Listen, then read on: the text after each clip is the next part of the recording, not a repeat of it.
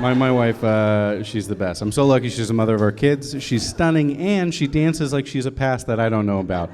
My wife dances like she put herself through school. My wife... You know, sometimes you'll meet a couple, and they'll just be like, God, I wish I met you sooner. We don't have that. I don't need to know anything more than I know. I just found out she drove a Hummer in high school, and it makes me want to throw the life we built together away. We have two kids. I thought it was going to be easier becoming a dad. It looks so easy on the internet. Like you just get married, then you just have kids. Everybody in high school made getting pregnant sound super easy. No. First time around, my wife and I, we tried to get pregnant for 2.5 years. Lost a lot of good men out there.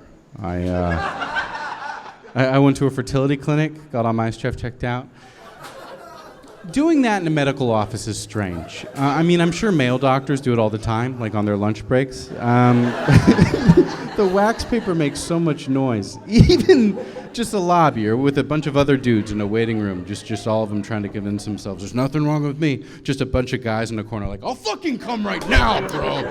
Just me and a bunch of jacked pigeons nodding at each other, just...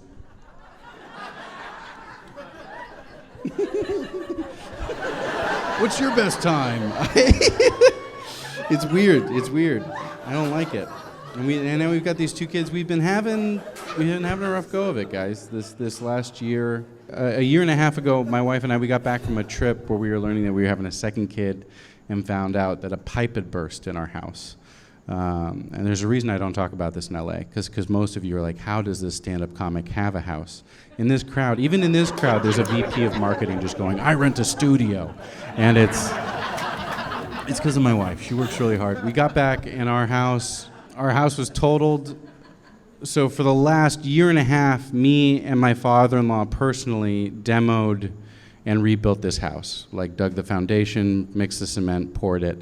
And you guys might be like, Hunter, are you a handy guy? Are you a macho dude? Fucking no, I'm not.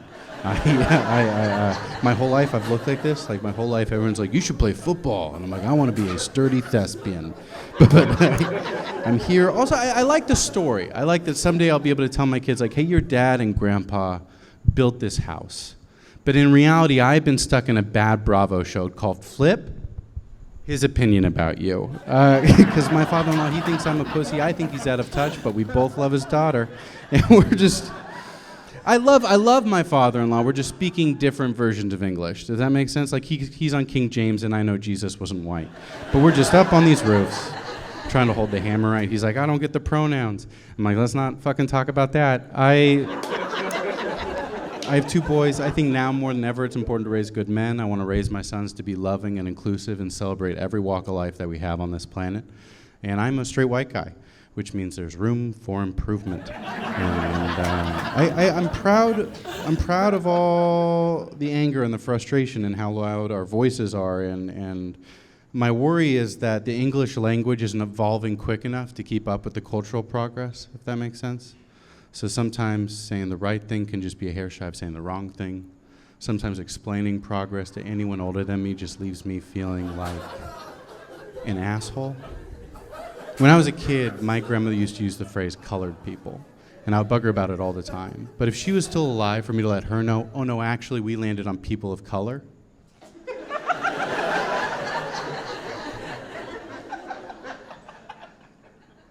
she'd slap the fuck out of me, okay? Like, culturally we are progressing, the syntax isn't, so we're running these circles.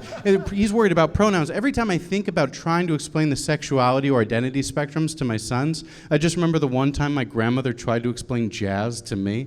I was like, Grandma, what's jazz? She's like, what's jazz? Jesus Christ. Okay, look, sometimes it's going to look like this, sometimes it's going to sound like that. You know, really, it was an underground movement birthed out of self-exploration, not wanting to hit labels, where you could celebrate that the wrong note for you might be the right note for somebody else. And also, it's all about improvisation, because who gives a shit if a trumpet wants to sound like a trombone? Also, no sheet music. Almost like all these motherfuckers were born with this song inside their heart, and it's a beautiful movement with duos, trios, quartets, polytempos. Sometimes you just want to find a good basement and watch it. And that could be a better joke. I don't love jazz. I just experimented in college. But I'm glad that I lost weight. The best part about building the house was I lost weight, and I think like 3 months ago I would have been scared to be on this thing, but this is fun. I lost a bunch of weight building the house. I used to be 340 pounds, now I'm not, and nobody claps because the drugs exist and I'm on them. I lost so much weight so quickly that almost all of my jokes don't work anymore. I'm experiencing new things. This last winter, first time in 10 years that I've been cold. It's refreshing. I'm feeling testosterone for the first time since puberty. I feel like I'm having like a fuckboy rising, which I don't like. I don't love that. I don't need that. The other day I lost so much weight that my wedding ring just fell off. Now my wife makes me wear these rubbers, which is fine. It just doesn't feel the same. It's been a lot, you know. While we were building the house, we had to live in hotels and Airbnbs for a year and a half. My wife had our second kid during this time. She was breastfeeding the little one, which is not a political statement. And if I'm being honest with you guys, it was real difficult, been very frustrating, been very painful for my wife. My wife's been dealing with several clogged ducts. And my mom will come over a couple times a week to watch the kiddos so my wife and I could get some time alone. And the other night, my wife pulled me into a bedroom, and I was just like, fucking sick. And then she started showing me a mom blog on an iPad, and I was like, oh, fucking sick. And she's like, see, the mom block says we could do a warm compress for the clogged duct. Yep, we tried that. Mom block says we could do pharmaceutical medicine for the clogged duct. Yep, we tried that. But all of the mom blocks unanimously agree that the only surefire way to clear out a clogged duct is to have your husband suck it out. Okay. Where did you, that is the most alone I have ever, quick aside, what is with the double standard here? Why is a dialogue any fluid that comes out of a man's body is fun? You're in this like, let's write my name in the snow. For years, everybody in this pottery warehouse, every guy was just like, hey, can I put this anywhere? I heard it's good for your skin. I try opening up to all of you guys about helping my wife with breast milk, and all of you unanimously just went, fucking gross.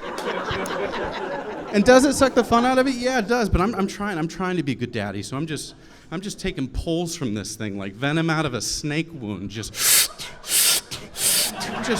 siphoning gas in the summer, hoping nobody sees me. My wife's just like, why don't you swallow? I was like, I don't want to swallow. She goes, oh, you don't want to swallow.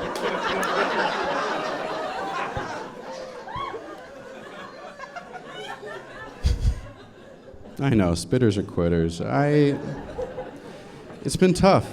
It's been really tough. The house, working with her dad, and we went on a trip. We did something just for us, which was nice. We for the first time in 4 years, we went on a trip, just the two of us. No kids, no stand-up. We went to Japan for 10 days. I was excited because I lost all the weight. We'd never been to this place before. It was kind of like a second honeymoon. And we got to Japan. Turns out in Japan, I am still fat, which is a bummer.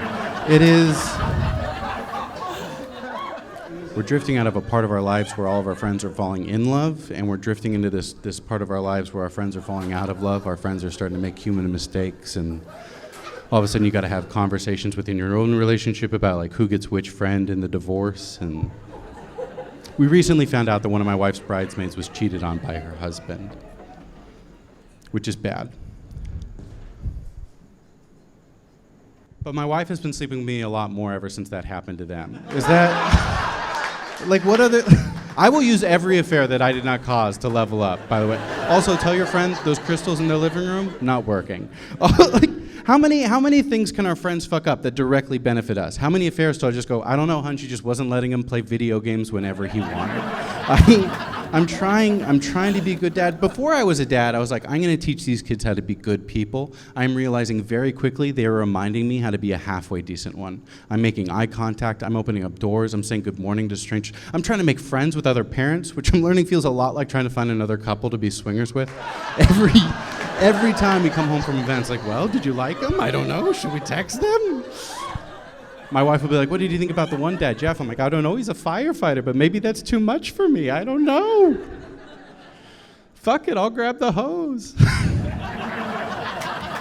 It's tough, man. And I wish we could get away with some of the stuff our parents got away with. You know, we're just armed with too much information. I think they did their best. I love my mom and dad, but like, my mom thought Capri Sun was good for me. I was just freebasing sugar my entire fucking childhood. You used to be able to do it. You used to be able to hit your kids. I would love to hit my kids. I